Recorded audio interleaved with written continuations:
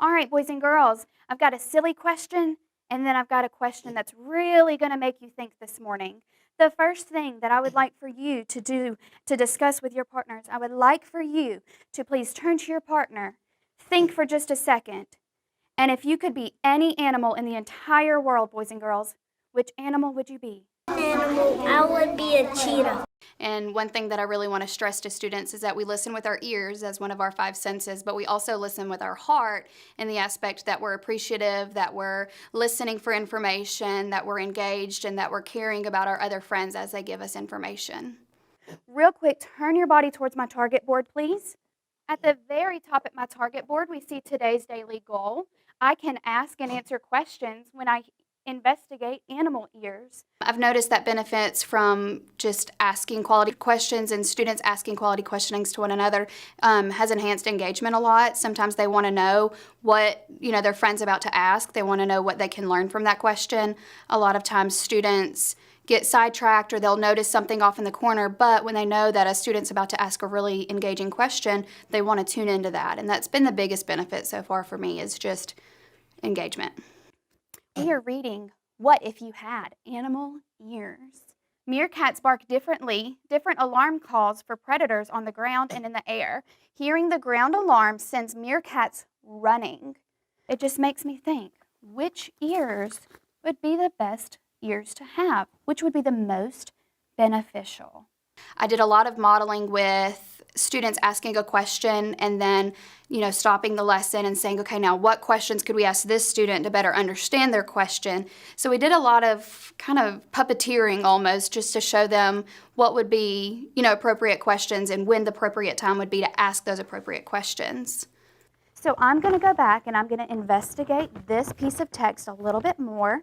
I'm going to kind of talk out some of the things that I've noticed, and then I'm going to come up with my wonderings. I've noticed that they definitely need their ears so that they can hear from far away.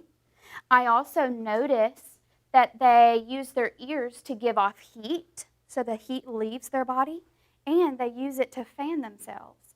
But remember, I'm left wondering, do their ears get in the way? We're going to have 4 different groups, boys and girls, for the 4 different animals, and I'm going to have some reporters, and these friends are going to be responsible for recording what your group wonders, and that friend will be responsible for sharing your group's wonders to the rest of us. Well, what do you think? Would you be able to do that if you had your human ears? No? So I'm wondering what made him know that it was there to be pinched. Those are great wonders. So y'all make sure y'all help out your friend. Make sure you help your friend write down these wonders, because these are some fantastic wonders. And these are questions that I didn't even think about, Drea. I was wondering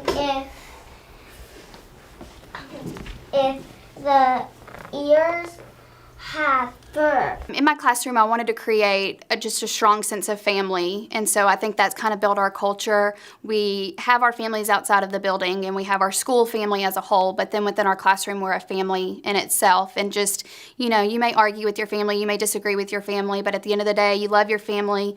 I tell my students I love them every morning and every afternoon, and I think that they feel safe, that they feel, like anything is appropriate, anything is okay, any response is accepted, and that we can always learn from something no matter what. So I just want my students to feel warm and welcome and invited, and I think that it does, and I think it pays off in their conversations and in our lessons. Did we ask and answer questions while we were investigating animal ears today? Think about that. Did we ask and answer questions while investigating? If you agree that we did, show me that you agree. Oh, yes.